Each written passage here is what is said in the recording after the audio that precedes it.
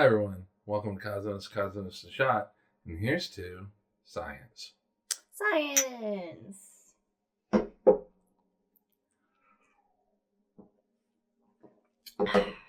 glad you didn't like that. I'm not wearing headphones. Yeah, well. Alright, so science has been under attack lately.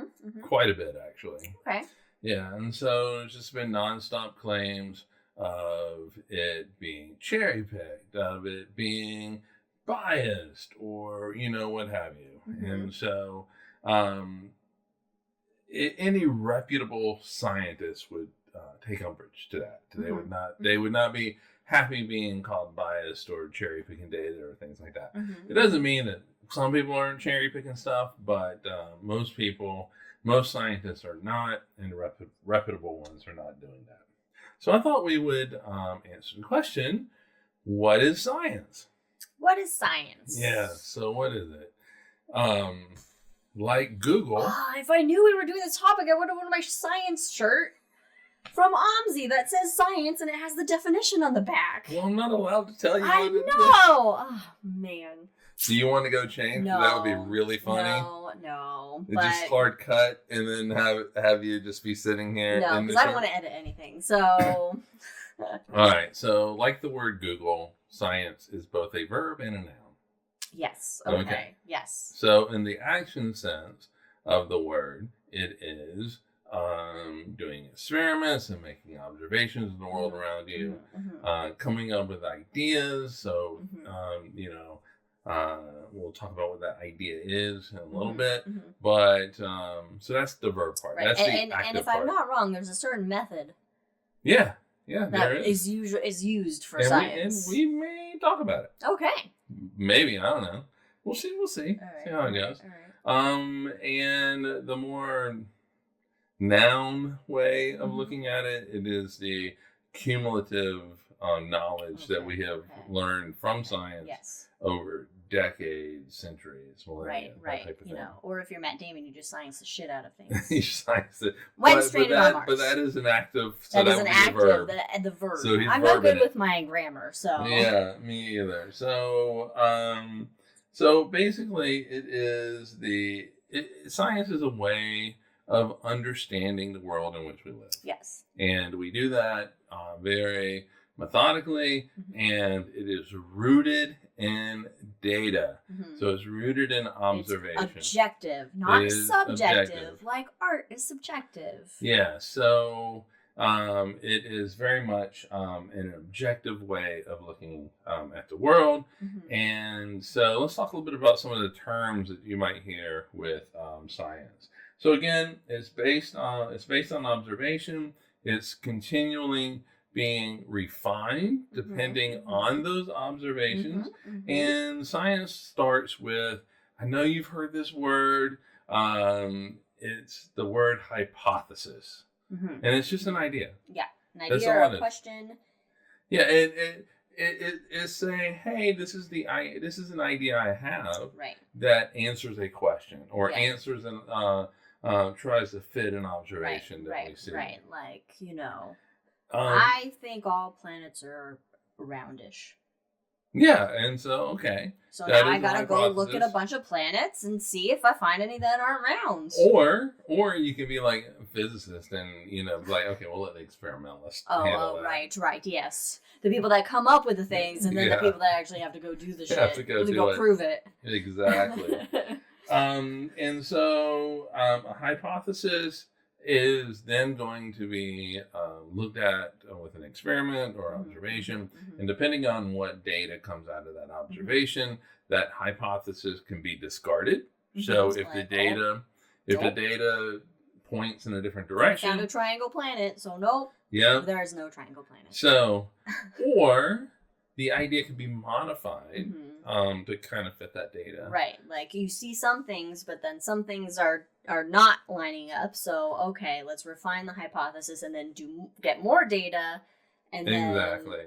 Or if it doesn't line up completely, it moves on to the next experiment. Yes. Because Science never stops experimenting, never stops. And you can't just have looking at one person do an experiment and be Nope. like, "This is it. This is the truth." Nope. It has to be. It has to be repeatable.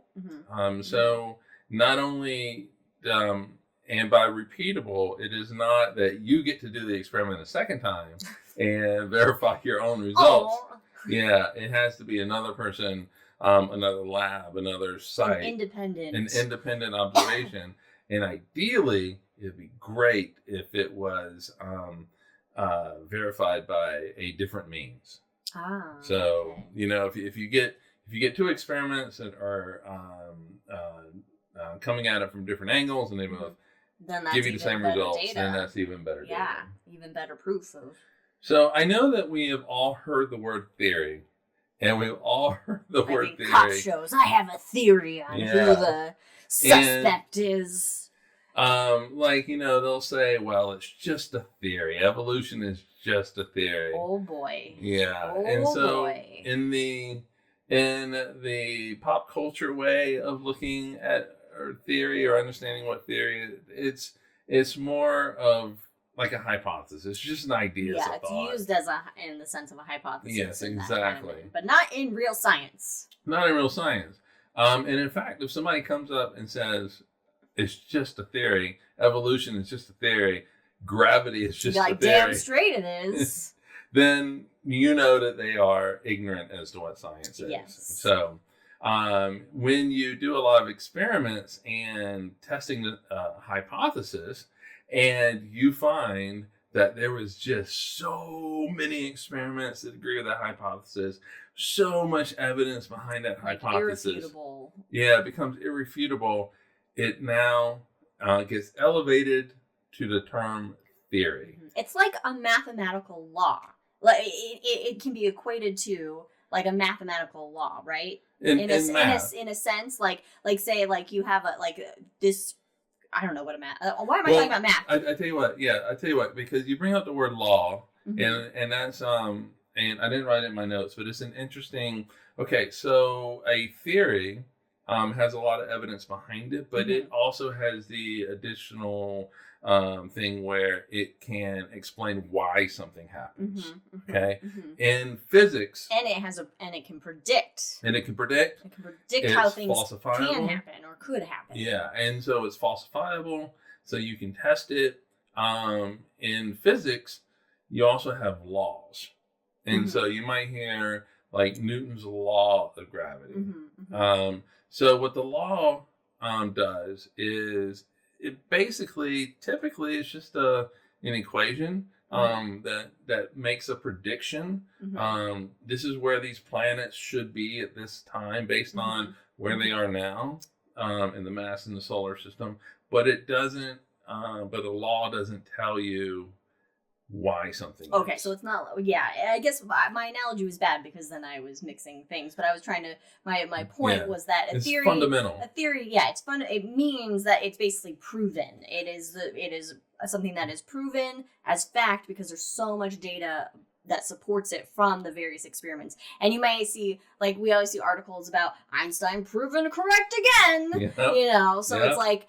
Experiments are still being done, things are still being seen where if something did arise that say caused, our current theory of gravity to then be incorrect, Nobel Prize for that person. Exactly. But things continually just prove the theory even more, prove the hypothesis and just further the theory. Exactly. And so you will now hear in science, you'll hear scientists say the theory of evolution. The theory of relativity, the quantum theory. And it's because these things that started as a simple idea have so much data support behind it that they are now to where scientists say, hey, this is a fundamental nature of the universe in some kind of way. And so the relativity and quantum have been tested and tested and tested, and like Liz said, every time they are proven right again. And it's true that if somebody were to prove quantum mechanics wrong, you just wait for Stockholm to call, because they're going to they're going to get a Nobel Prize. Yeah. And then the theorists then go back to the drawing board. They don't discard it at this point. Yeah. Because there's so much data that supports an aspect or so much of it, but then it would be, there's some other conditions happening that are then changing, we don't understand it fully. So it's kind of like it's there, but then we would need more data to then, develop it further or further our understanding to then of whatever it is that was proven weird. I don't know. Yeah. So there is a method to this. The scientific method? The scientific method, which you alluded to a little while ago. And basically, it is something that like we had to deal with when we were in high school. At least some of us. I don't know if you ever did a science fair project. Well, I think you just in general in a science class, it's like part of the standards. You have to like understand the scientific method. Right, and so it's been developed over centuries to make sure that science is unbiased and rooted in data. It can't be biased. Science, like a true scientist, will not cherry pick data to verify their worldview, get the results that they are wanting. Yeah, they have to be they objective. They accept the loss if they're wrong. They accept being wrong, and even if they don't like it, they accept being wrong because the data isn't fitting. Some of them don't accept it well, but they do accept it. And so basically, the steps of the scientific method are you make an observation. This is not yet. So you make it. You see something in the universe that you want to explain, and so then you go, okay, what could be doing this? So you do a little bit of research. Google. Yeah, nowadays, Wikipedia. Sure, yeah. All great scientists are using Google's. Einstein, use the notorious Google. Yeah, for using. He just used AI. That's what all his thought experiments were ran through AI. So step one is you just make an observation. That's a simple thing. Step two is you start to do a little bit of research. It's a little bit more involved. And then once you have all that research, then you form the hypothesis. Yes, exactly. And so now that you have a hypothesis, you then need to test that idea. Yeah. And so you're looking for this the data to verify that that this hypothesis is correct or not. Do we go back to the drawing board? That kind of thing. So you do your experiment, and then you analyze the data. I always loved analyzing the data. It was my favorite part, numbers, and trying to figure out. So then you analyze the data, and the data either confirms the hypothesis or not. Maybe you need to modify your hypothesis a little bit to, to fit the data. Yeah. Or you were completely wrong altogether. And the data is the judge. Yeah, it dictates. It is the judge and jury on this. Yeah. So, and then the final thing is, should you want, and hopefully you do, is to share this with the world, communicate it with the world. And be prepared for judgment by your peers. And you will be judged. Interestingly enough, scientists are a very conservative group. They might not be like politically. Right. But they don't like to, it's like when everybody in historical science, if you look, like as soon as somebody started bringing like quantum, the regular physicists of the day were like, well, get the fuck out of here. What are you talking about? That can't, or even black holes. No, that can't be. Exactly. It's like they kind of want a status quo, but then, once they get the data that then supports that crazy hypothesis that somebody had, that they go, oh well, shit, here we go. Yeah, and conservatism in science is a good thing. It means that and this is very important. Whoever makes the claim has to provide the evidence. It's not proving somebody else wrong. Right. So, like, if I say that the sky is orange. Mm-hmm. I was going to use a different one, No. but if I say the sky is orange, it's now incumbent upon me to prove to you why the sky is orange, and all that kind of stuff. It's not incumbent upon anybody else. If you make a claim about something, science or otherwise, really, yes, then the burden of proof is on you. And the bigger the claim, the more evidence you need. Yes. And so, and the example I was going to do, and I'll just do it anyway, is if you make the claim that there is a God, it is not up to me to prove you wrong. Mm-hmm. It is up to you to give the evidence. And it has to be a lot of evidence, mm-hmm. and you can't just point to a book. Because anybody can write a book, that type of thing. So that is science. I thought I would, since it's always in the news now for whatever reason, and just being vilified on so many different levels, I thought I would just say what science is, because it seems like not a lot of people know what science is. Yeah, it's not just made up willy-nilly out of the blue, just because people want something to be whatever it is. It's a logical, formulated, analytical way of looking at the natural world and explaining the world and universe around us. And just remember, a lot of these people that are cherry picking data, they're talking heads, left or right. They are opinion people. They're looking for data that just verifies their position. They are not scientists in any kind of way. If you really want to know, say about climate change, go to a climate scientist. Don't go to MSNBC or Fox News or wherever you get your quote unquote news, because all those are just opinion places. Go to a scientist. Academic journals, universities. Phys.org is great.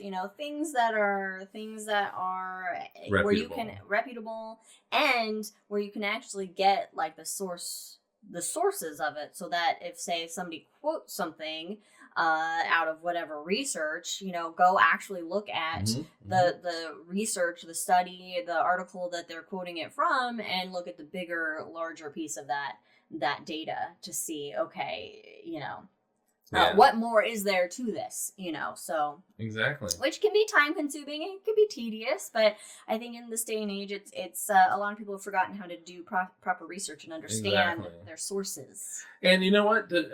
If you're unsure, ask.